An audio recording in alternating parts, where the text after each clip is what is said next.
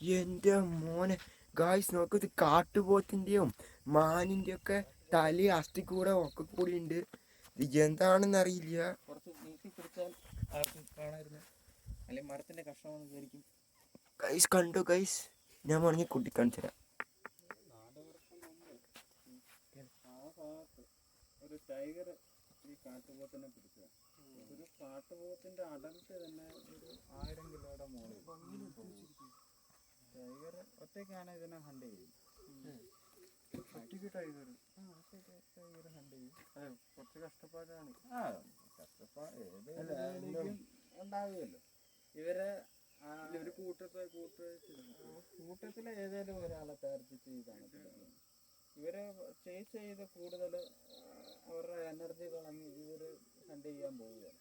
കൂടുതലും പാത്തും പതുങ്ങി ഇരുന്ന് ആണ് ഇവരുടെ അവരുടെ എനർജി നഷ്ടപ്പെടാൻ. ആ മോളിൽ 2 എണ്ണം വെച്ചിരിക്കുന്നത് അല്ല അല്ല അല്ല, ഇത് എന്ത് തോന്നുന്നു ഇതിന്റെ വെയിറ്റ് ഇതൊക്കെ നോക്കിയിട്ട് ഏത് അനിമൽസിന്റെ ആണെന്ന്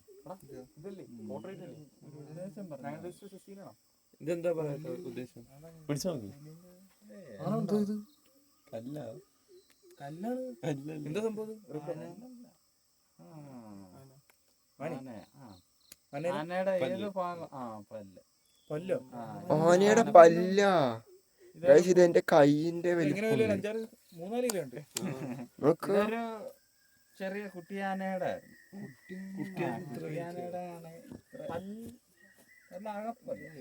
അവര് ചവയ്ക്കണ്ടേ? ഇതൊക്കെ മോൾ പാട്ടിന്റെ മരം പോലെയുണ്ട്. മോളിലായിട്ടുള്ള ഇരിക്കുന്ന പാട്ടിലെ പല്ലാണ്. ഇത് ഫലമാണ്. ഇത്രയും പറ്റും. ചെറുതിന് ഈ പല്ല് ഫോട്ടോ എടുത്തിട്ട് ജീവിതാവസാനം ഈ ആനയുടെ പല്ല് മൊത്തം പൊഴിഞ്ഞിട്ട് വെള്ളത്തിന്റെ അടുത്ത് ചെന്നിട്ടാണ് അവർ നിന്ന് ഒരു വെള്ളം കുടിച്ച് ചവയ്ക്കാൻ പറ്റാതെ അവർ നിന്ന് അങ്ങനെ ആന ശരി. അങ്ങനെയാണ് പൊതുവെ. ആന മാത്രമല്ല, എല്ലാ മൃഗങ്ങളും അവസാനം പല്ല് പിഴിയുമ്പോൾ, മനുഷ്യനായപ്പോഴും അങ്ങനെ നമ്മള് കുറെ കഴിയുമ്പോ പല്ല് പിഴിയുമ്പോ പിന്നെ ഇത്തിരി തലച്ചോറുള്ള ആൾക്കാരായത് കൊണ്ട് പല രീതിയിലും നമ്മളെ ജീവൻ ഈ ആണുങ്ങൾക്ക് മാത്രമേ ഉള്ളൂ ഈ കൊമ്പ്, പെണ്ണുങ്ങൾക്കൊന്നും കൊമ്പില്ല. മരം പോലെ നല്ല വെയിറ്റില്ല. ഈ ഇത്രയും വെയിറ്റ് ചുമന്നാണ് അദ്ദേഹം നടക്കുന്നത്. ഇത് എല്ലാ വർഷവും ആകുമ്പോൾ ഇത് ഇവരെ പൊഴിക്കും. ഇത് ഒരു കാരണവശാലും ദ്രവിക്കുക. ഇത് പിന്നെ കഴിക്കുന്നത് ഈ ബോണ് ഇതുപോലുള്ളതൊക്കെ കഴിക്കുന്നത് മുള്ളംപന്നിയാണ്. മുള്ളംപന്നിയാണ് കൂടുതലായിട്ട് ഈ ആനിമൽസിന്റെ ബോണ് കിടക്കുന്നത്. ഹണ്ട് ചെയ്ത് കഴിഞ്ഞാൽ അതിന്റെ മിക്കതൊക്കെ ബോണ് കഴിക്കുന്ന ഇവരാണ്. അവരുടെ ഈ ബോണിലൊക്കെ അടങ്ങിയിരിക്കുന്ന കാൽഷ്യം, ഫോസ്ഫറസ് അതുപോലുള്ള സാധനങ്ങൾ ഇവരുടെ ഈ മുള്ളുണ്ടല്ലോ അതിന് ഇച്ചിരി കൂടി ലൈഫ് സ്പാന് കൂട്ടും. നമ്മുടെ തലമുടി പോലെയാണ് അവരുടെ മുടി. അവരുടെ ഒരു രോമമാണ് അവരുടെ മുള്ളെന്ന് പറയുന്നത്. അതിന്റെ ഷാർപ്പ്നെസ്സിൽ അത് സെൽഫ് ഡിഫെൻസിന് വേണ്ടി അത് നേച്ചറായിട്ട് തന്നെ അവർക്ക് കിട്ടിയ ഒരു വരവാണ് പറയുന്നത്. അത് അവരുടെ ആ ഷാർപ്പ്നെസ് കൂട്ടാനൊക്കെ ആയിട്ട് ഇത് ഉപകാരപ്പെടും.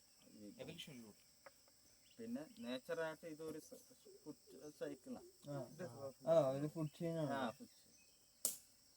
ഇത്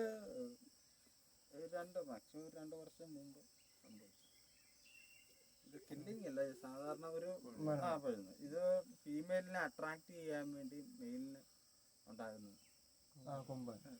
ഈ കൊമ്പ് വെച്ച് ഇവര് ഡാൻസ് ചെയ്യും. ഈ ആട് എങ്ങനെയാ കുട്ടി ആട് തുള്ളിച്ചാടി നടക്കുന്നത് ഒരു പ്രത്യേക ഒരു സ്റ്റൈലാണ്. അതുപോലെ ഇവര് ഡാൻസ് ചെയ്യും. ഈ ഫീമെയിലിനെ അട്രാക്ട് ചെയ്യണം. ഏറ്റവും സൗന്ദര്യമുള്ള മെയിലിന് എല്ലാ സ്പീഷീസും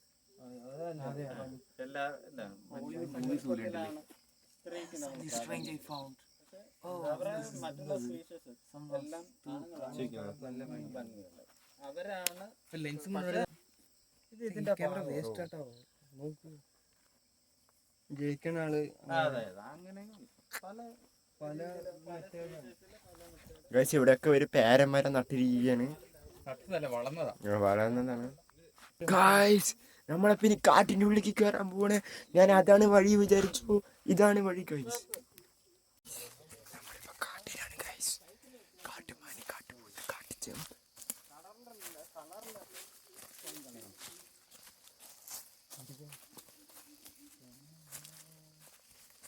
ഗൈസ് പുലിമുരുകൻ ഇവിടെ നിന്നാണ് ഷൂട്ട് ചെയ്തതെന്നാണ് പറയണത്.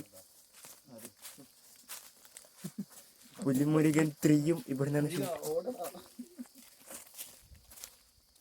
ഗൈസ് ഇവിടുത്തെ തിക്ക് ഫോറസ്റ്റ് കേട്ടോ, ഇതൊന്നും പറയാനില്ല. ഇതൊരു വേര് പൊളഞ്ഞു പോണ മരമാണ് ഗൈസ്. വേര് പൊളഞ്ഞു പോണ മരം. വേര് പൊളഞ്ഞു പോണ മരത്തിന് നമുക്കൊന്നും പറയാൻ പറ്റില്ല ഗൈസ്. നമ്മളിവിടെ കരിങ്കോരങ്ങനെയാണ് ഗൈസ് കാണുന്നത്. ഇവിടെ പല സ്ഥലത്തായിട്ടിരിപ്പുണ്ട്. ഒറ്റ ഫാമിലിയാ. ഒരു ഇവരുടെ ഒരു ഗ്രൂപ്പില് എണ്ണസംഖ്യ എന്ന് പറയുന്നത് 15 to 20 വരെ ആൾക്കാർ.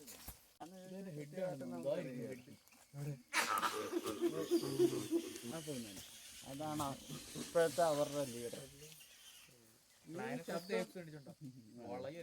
ഈ ശബ്ദം 1 കിലോമീറ്ററിന്റെ അങ്ങ് ദൂരെ വരെ കേൾക്കാം.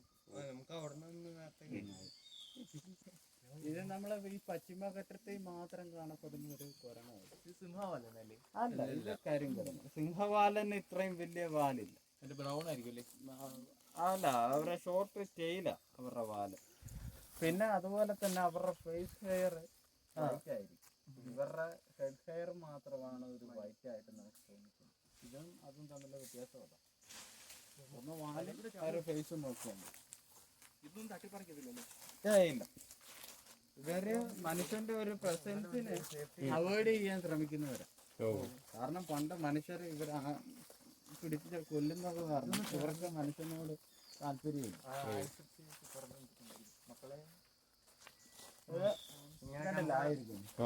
ഇവര് അവരുടെ ബോഡി ലെങ്തിനേക്കാളും ടെയിൽ ലെങ്തിനാണ് വലിപ്പം കൂടുതൽ. ഒരു അഡൽട്ടിനെ വന്ന് തന്നെ ഒരു അഡൽട്ടായ ഒരു കുരങ്ങ് ഒരു 14 കിലോയോളം അടുത്ത് വരും. അതുപോലെ തന്നെ ബോഡി ലെങ്ത് അതിന്റെ ഒരു 70 സെന്റിമീറ്റർ വരും. പക്ഷെ ടെയിൽ ലെങ്ത് അതിന്റെ വരുന്നത് 96 സെന്റിമീറ്റർ വരും. ഇതിനെ നീൽഗിരി ലങ്കൂർ എന്നാ പറയുന്നത്. നീലഗിരി ലങ്കൂർ എന്ന് നമ്മൾ അങ്ങനെ പറയും.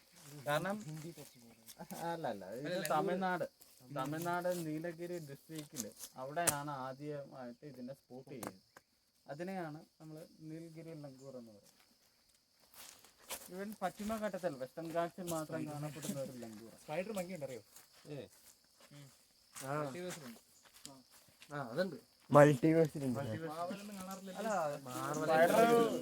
മങ്കിയുണ്ട്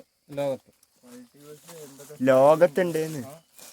ഗൈസ് ഇവിടെയും ഒരു മാവൊക്കെ ഞാൻ കാണുന്നുണ്ട് ഗൈസ്. മാവല്ലല്ലേ?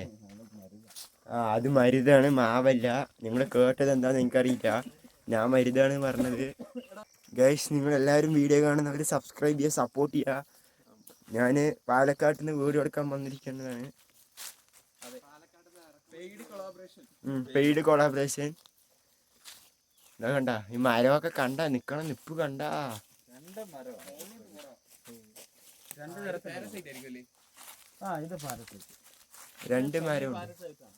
ഇത് തേക്ക് മരം. എന്നിട്ട് ഇതിനെ ഇതൊരാല്. ഇത് ഫുൾ കവേർഡ് ആകും. ഇത് വർഷങ്ങളാവും കഴിഞ്ഞിട്ട് പ്രോസസ്സിങ് ആണ്. ഇതിന് പിന്നെ ഈ മെയിൻ ട്രീക്കുള്ള ആഹാരം പിന്നെ ഇത് നൽകുകയല്ല. അങ്ങനെ ഇത് ആഹാരം കിട്ടാതെ ഇത് ഓട്ടോട്രോഫിക് അല്ലേ, ഹെറ്ററോട്രോഫിക് ആണത്.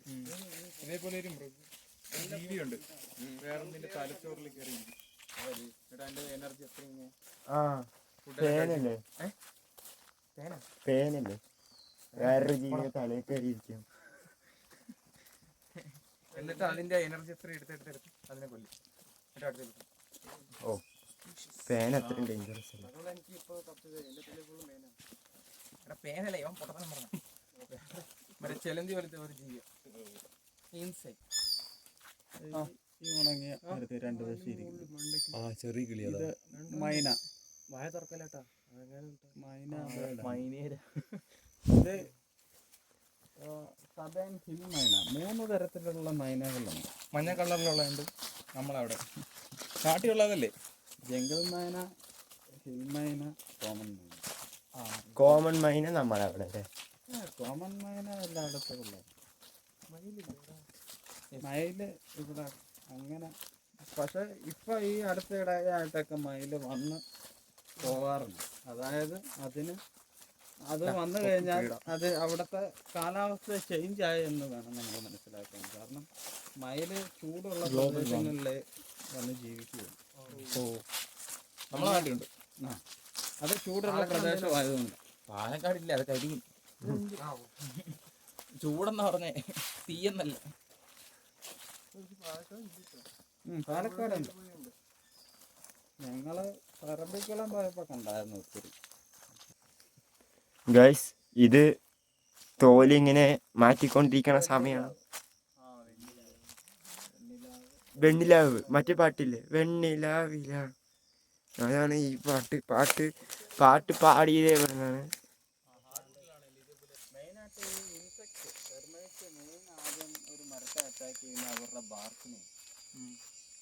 അത് അവര് സർവൈവ് ചെയ്യാൻ വേണ്ടിയാണ് അവർ ആ ബാർക്കിനെ പൊഴിച്ചു കളയും. അന്നേരം പിന്നെ അവരെ കൂടുതൽ ആക്രമിക്കുക. അതൊക്കെ ഇവരുടെ ഒരു അതെല്ലാ മരവും ചെയ്യുകയല്ല, ചില മരങ്ങൾ. ഇത് നല്ലൊരു ഐഡിയ. ഒരു 2 ആഴ്ച മുമ്പ് ഒരു ടൈഗറിന്റെ 2 ആഴ്ച മുമ്പത്തെ അതിന്റെ ഹെയർ ആണ് ആ കാണുന്നത്. അതിന്റെ ഹെയർ അതിന്റെ അല്ല, ഇര പിടിച്ചതിന്റെ. ഇത് രോമത്തോടെയാണല്ലോ കഴിക്കുന്നത്. അത് നമ്മളെപ്പോലെ ക്ലീൻ ചെയ്തല്ലോ. ടൈഗറൊക്കെ ഒരു നിശ്ചിത ടെറിട്ടറി കീപ്പ് ചെയ്യുന്ന ആൾക്കാരാണ്. ഒരു ടെറിട്ടറിയിൽ ഒരു ടൈഗറെ കാണുള്ളൂ. ഒരു 100 സ്ക്വയർ കിലോമീറ്ററാണ് ഫീമെയിൽ വരും.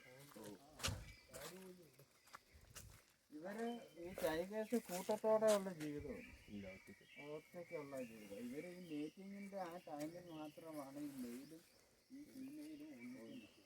അത് കഴിഞ്ഞാൽ പിന്നെ ഇവര് തമ്മിൽ വേർപിരിയും. പിന്നെ മക്കളുണ്ടായി കഴിഞ്ഞാൽ മക്കളെ സംരക്ഷിക്കേണ്ട ചുമതല ഫീമെയിലിനാണ്. മെയിലിന് ഒരു ഉത്തരവാദിത്വം ഇല്ല. ഭക്ഷണം കിട്ടിയാൽ ചിലപ്പം കൊല്ലാനും ശ്രമിക്കും കുട്ടികളൊക്കെ. കാരണം ഇവർ ഒരു മേറ്റിങ് ഒരുപാട് നാളത്തേക്ക് നീളും. അടുത്ത ഇണ ചേരുന്നു ഒരു 3 വർഷം എടുക്കും. കാരണം അതുവരെ ഈ പിള്ളേരെ വളർത്തി വലുതാക്കി അവരെ സ്വതന്ത്രമാക്കി ഇടണം ഈ ഫീമെയിലിന്. അതിന് മുമ്പ് അവർ തയ്യാറായി ആ കുട്ടിയുള്ളതുകൊണ്ട്. പക്ഷേ മെയിൽ ടൈഗറിനറിയാം ഇത് കുട്ടിയുള്ളത് കൊണ്ടാണ് തയ്യാറാകാത്തത്. അപ്പോൾ ഈ കുട്ടികളെ കൊന്നു കഴിഞ്ഞാൽ ഫീമെയിൽ വീണ്ടും തയ്യാറായി. അപ്പോൾ പക്ഷെ അത് സൂക്ഷ്മമായിട്ടാണ് ഇത് കുട്ടികളെ നോക്കുന്നത്. ഫീമെയിൽ ഒരു കാരണവശാൽ അത് മെയിൽ അടുക്കാത്ത രീതിയിലാണ് അവരെ വളർത്തിയെടുക്കുന്നത്. നമ്മൾ കാണുന്നത് പോലെ അല്ല, ഓരോരോ മൃഗങ്ങളെ സർവൈവ് ചെയ്യാൻ വലിയ ബുദ്ധിമുട്ടാണ് കാടുകളിൽ. നമുക്കിവിടെ ബട്ടർഫ്ലൈസിന്റെ ഒരു നമ്പർ എന്ന് പറയുന്നത് 262 തരത്തിലുള്ള ബേഡ് വാച്ചിങ് ഒക്കെ ഇതിൽ ഉൾപ്പെടുന്നതാണ്. ബേഡ് വാച്ചിങ് പിന്നെ വേറെ പുതിയതായിട്ടൊക്കെ പ്രോഗ്രാം തുടങ്ങിയിട്ടുണ്ട്. ടൈഗർ വാച്ചിങ് ഉണ്ടോ? ടൈഗർ വാച്ചിങ് പിന്നെ തിരിച്ച് വാച്ചിങ് വരില്ല. ഉണക്ക മരമുണ്ടോ ഈ ഉണങ്ങി നിൽക്കുന്നത്? ഇതല്ലേ? ഇതല്ല, ഇത്. അതിന്റെ ടോപ്പിൽ ഒരാൾ ഇരിപ്പുണ്ട്, ഒരു ബ്ലാക്കിൽ. പക്ഷേ കണ്ടോ, അത് നീളമുള്ള 2 വാലുണ്ട്. അത് നല്ലപോലെ ശ്രദ്ധിച്ചാൽ കാണാൻ. ഇത് റാക്കറ്റ് ടെയിൽ ഡ്രോങ്കോ എന്നാ പറയുന്നത്. Racket tail drongo.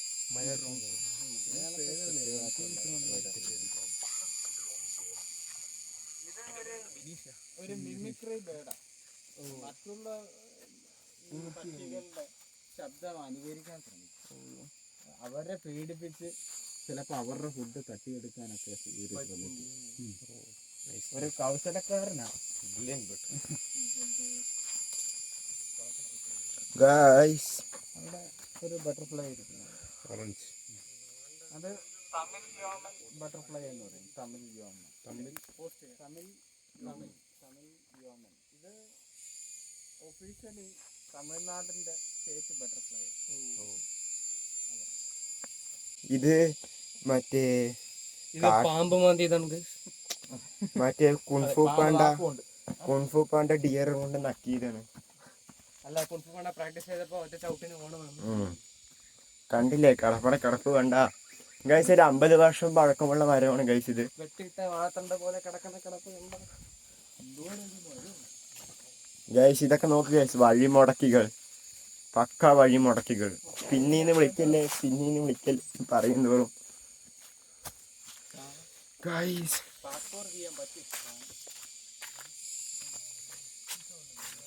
ഇതൊരു 50 വർഷം പഴക്കം ഉണ്ടാവും ഗൈസ്. ഈ മരം ഏഴിലം പാല പണ്ട് എട്ടികളുടെ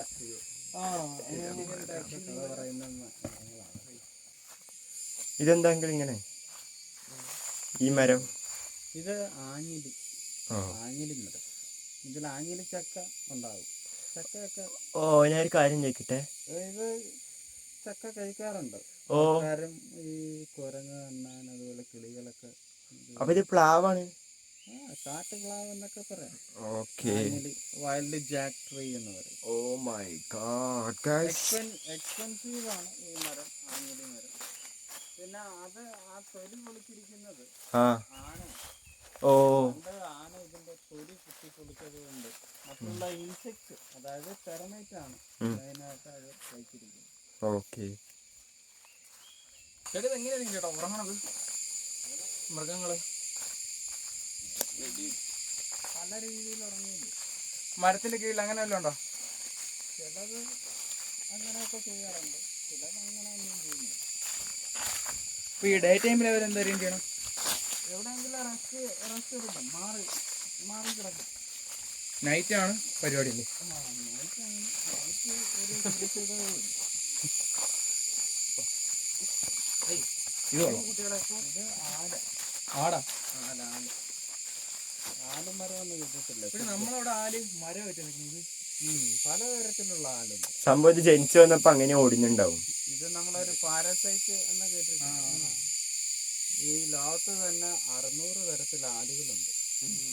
80% ആൾക്കാർ ആലുവർഗവും പാരസൈറ്റ്.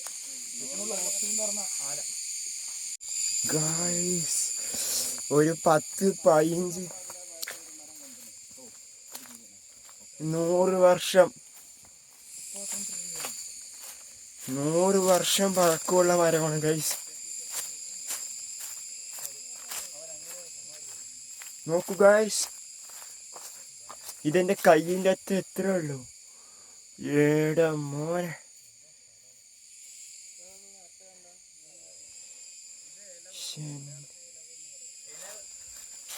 ഇതിന്റെ പേര് എലവ്. എന്ത് എലവ് ട്ടാ. മരം അടി കിട്ടും. അങ്കിൾ ഈ മരവും മറ്റേ 2 മരങ്ങളാണ്. അല്ല 2 മരം കൂടി വന്നാണ്. കണ്ട അവിടെ ചിറക് വേരാണ്. ഗ്രൗണ്ടിലോട്ട് കാന്നിറങ്ങണ്ടേ, ഉരുണ്ടിറങ്ങില്ലല്ലോ. ഓ കൂർത്തിരുന്ന മണ്ണിലോട്ട് ഇടിച്ചിറങ്ങും. ഇതെന്താ റോക്കറ്റോ ഇടിച്ചിറങ്ങാൻ? നീ അല്ലെങ്കിൽ വേരുകൾ ശ്രദ്ധിച്ചോണ്ട് എല്ലാം കൂർത്തായിരിക്കും. അതെ ഗൈസ്, ഇതുകൊണ്ട് എൻ്റെ ചെരുപ്പ് ഞാൻ ആക്രിക്കാർക്ക് കൊടുക്കുന്നതായിരിക്കും. നിങ്ങൾക്ക് ആർക്കെങ്കിലും വേണമെങ്കിൽ എന്നെ DM വന്നാൽ മതി, ഞാൻ ഫ്രീ ആയിട്ട് കൊടുക്കുന്നതായിരിക്കും. നിങ്ങൾക്ക് കാണാൻ പറ്റുമെന്ന് വിചാരിക്കുന്നു ഗൈസ്. എൻ്റെ ചെരുപ്പൊക്കെ അടിപൊളിയായിട്ടുണ്ട് അല്ലേ? കണ്ടോ ഗൈസ്, ഇതൊക്കെ എന്നാ മരവാടാ ഗൈസ്. നോക്കൂ, ഇതാണ് ഗൈസ് കാട്ടുഞാവൽ. ഏടാ മോനെ, കാട്ടുഞാവൽ പഴം. ഇതാ കാട്ടുഞാവൽ പഴമാണ് ഗൈസ്. കാട്ടുഞാവൽ പഴം ശരിക്കും 200-300 വർഷത്തിന്റെ പഴക്കമാണ് ഗൈസ് ഈ മരത്തിനുള്ളത്. നമ്മള് പുള്ളിക്കാരൻ്റെ കുറച്ച് അഡ്വഞ്ചർ വേണം പറഞ്ഞപ്പോൾ അയാൾ മൊത്തം അഡ്വഞ്ചർ ആക്കി ഇരിക്കുകയാണ്. നോക്കൂ ഗൈസ്, മോനെ ഗൈസ്, ഇത് അയ്യോ പിടിച്ചു പോകാൻ പറ്റില്ല ഗൈസ്. ഞാൻ ഇപ്പൊ തന്നെ മണ്ടടപ്പി പോണേ ഗൈസ്.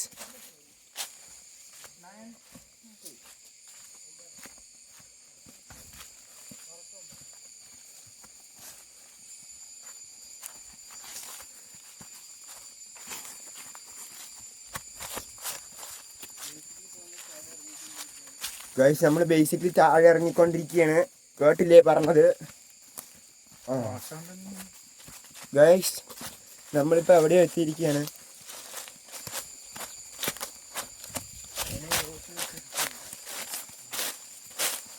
ഗൈസ് നമ്മൾ അവസാനം വെള്ളം കണ്ടു ഗൈസ്.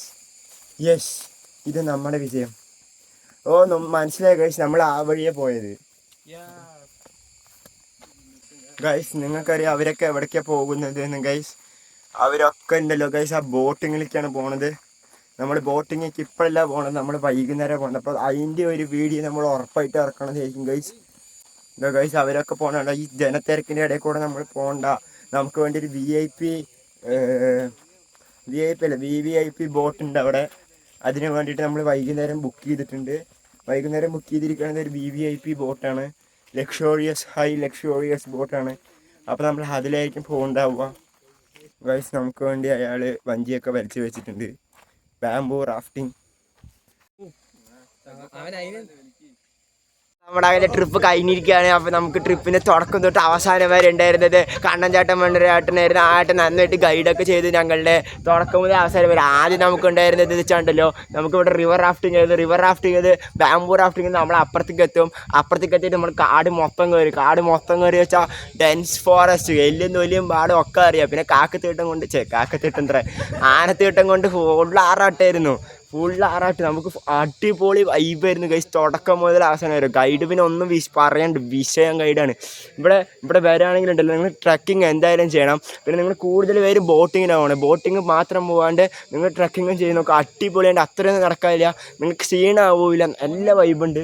ഫുള്ള് എന്ന് വെച്ചാൽ കാട്ടിൻ്റെ കുറച്ച് പുറത്തേക്ക് കൂടെ നടത്താം. പിന്നെ ഫുള്ള് വെള്ളം നല്ല അടിപൊളി വൈബാണ്. അപ്പോൾ നമ്മൾ അത്ര ഉള്ളത് കൈനു തങ്ങണം. അപ്പോൾ കയറിയിട്ടേ ഉള്ളൂ. കൈനു ഞങ്ങളിതാ അപ്പോൾ വീട്ടിൽ കയറാൻ പോവാണ്. ശരി, Tata, signing off from search what you want.